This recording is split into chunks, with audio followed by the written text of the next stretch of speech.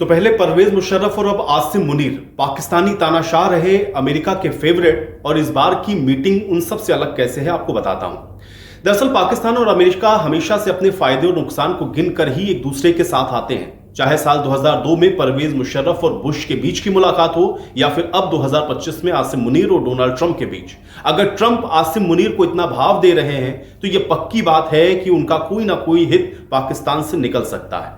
अब अमेरिका और पाकिस्तान के बीच संबंधों के इतिहास को थोड़ा देखें तो यह अवसरवाद और रणनीतिक हितों और क्षेत्रीय संतुलन के इर्द गिर्द आपको घूमता हुआ दिखेगा। और जब भी इन दोनों देशों के नेताओं के बीच में मुलाकात हुई है तो उसके पीछे कुछ ना कुछ एजेंडा जरूर रहा है। अब डोनाल्ड ट्रंप ने यूं ही आसिम मुनीर को अपना नमक नहीं खिलाया, ना ही साल 2002 में तत्कालीन पाकिस्तानी राष्ट्रपति परवेज मुशर्रफ और अमेरिका के राष्ट्रपति जॉर्ज डब्ल्यू बुश की ओवल ऑफिस में हुई मुलाकात में हुआ था। दोनों ही घटनाएं पाकिस्तान और अमेरिका की अवसरवादी नीतियों की गवाही को देती हैं। ये मुलाकातें न केवल द्विपक्षीय संबंधों को आकार देती हैं बल्कि दक्षिण एशिया और ग्लोबल जियोपॉलिटिकल परिदृश्य पर भी गहरा प्रभाव डालती हैं। अब पाकिस्तान और अमेरिका हमेशा अपने अपने फायदे और नुकसान को गिनकर ही एक दूसरे के साथ आए हैं। ऐसे में अगर ट्रंप आसिम मुनीर को इतना भाव दे रहे हैं तो विशेषज्ञ को यह बात समझ में आ रही है कि वो कहां पर पावर को बैलेंस करना चाहते हैं और कहां उन्हें मुन्ना मुनीर की जरूरत है। तो 2002 में मुशर्रफ और बुश की मुलाकात का मकसद क्या था, पहले इसको समझिए। 2001 में 9/11 हमले के बाद अमेरिका ने आतंकवाद के खिलाफ ग्लोबल वॉर छेड़ा था। इस वक्त अमेरिका में रिपब्लिकन सरकार थी और राष्ट्रपति थे जॉर्ज डब्ल्यू बुश। आतंकवाद को लेकर के ही उन्होंने तत्कालीन पाकिस्तानी राष्ट्रपति परवेज मुशर्रफ से साल 2002 में ओवल ऑफिस में एक मुलाकात की थी।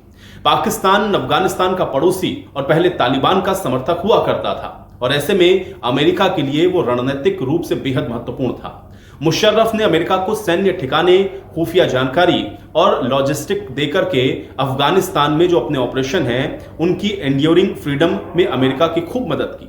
इसके बदले में पाकिस्तान को अमेरिका के सैन्य और अरबों डॉलर की आर्थिक सहायता भी मिली। अब यानी कि 2025 में मुनीर और ट्रंप की मुलाकात इससे कितनी अलग है इसको देखिए। पाकिस्तानी सेना प्रमुख आसिम मुनीर या मुल्ला मुनीर राष्ट्रपति डोनाल्ड ट्रंप के व्हाइट हाउस में मुलाकात ने एक बार फिर से अमेरिका और पाकिस्तान के संबंधों को एक नया मोड़ दिया है। यह मुलाकात भारत और पाकिस्तान के बीच मई 2025 में हुए तनाव और ऑपरेशन सिंदूर के बाद हुई है, जिसने युद्ध विराम का क्रेडिट डोनाल्ड ट्रंप लेते हुए नजर आ रहे हैं। ट्रंप ने इस मुलाकात में मुनीर की भारत और पाकिस्तान युद्ध रोकने की भूमिका की सराहना की और मुनीर ने उन्हें नोबेल शांति पुरस्कार देने की सिफारिश की बात कही, वो भी ऐसे समय में जब भारत इसको नकार रहा है कि सीज फायर अमेरिका की ओर से करवाया गया है। तो पाकिस्तान से आखिर ट्रंप क्या चाहते हैं, फिर इसको भी समझ लीजिए।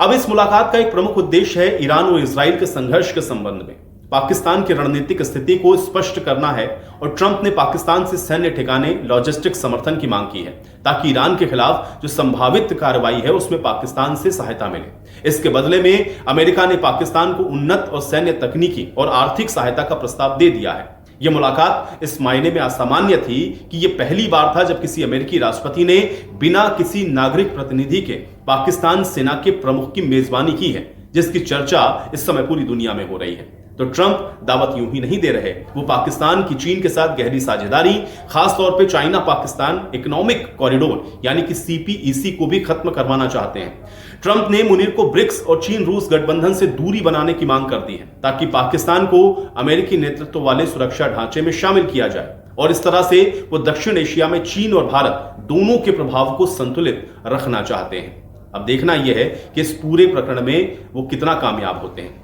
कूटनीतिक बातें भी हैं।